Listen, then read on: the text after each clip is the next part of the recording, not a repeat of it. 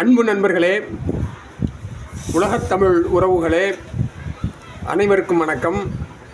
இது தமிழ் மூலம் ஹிந்தி கற்போம் நிகழ்ச்சி, பாடம் 42.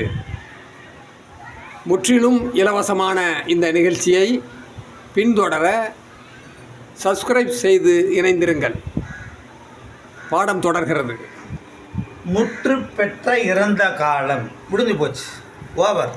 இந்த முற்று பெற்ற இறந்த காலம் இதில் செயற்படு பொருள் குன்றிய வினை, செயற்படு பொருள் குன்றிய வினையாக இருந்தால் அந்த வினை சொல்ங்கிறது எப்படி வரும்?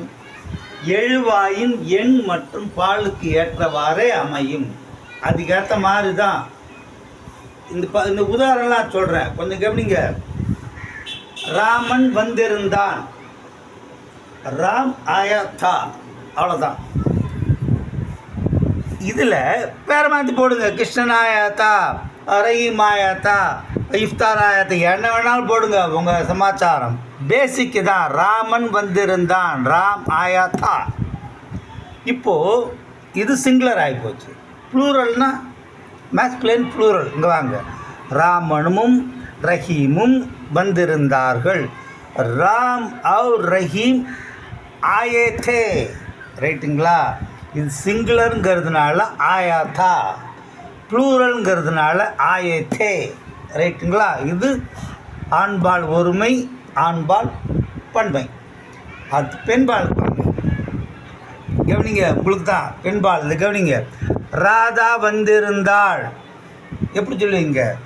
ராதா ஆயி தி, கரெக்டா?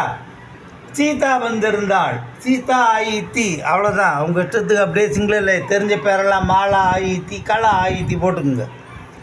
ராதாவும் சீதாவும் வந்திருந்தார்கள். இது எப்படி போடுவீங்க? வாங்க.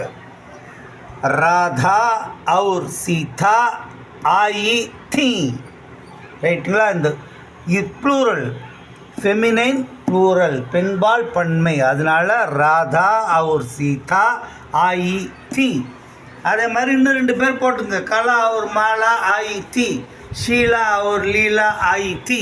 அது மாதிரி உங்களுக்கு தெரிஞ்ச பேரெல்லாம் போட்டு, இதான் அடிப்படை. இதான் இந்த அடிப்படையை வச்சுக்கிட்டு உங்களுக்கு தெரிஞ்ச உங்கள் குடும்பத்தார் பேர், நண்பர்கள் பேர், எல்லா பேரையும் போட்டு எழுதுங்க.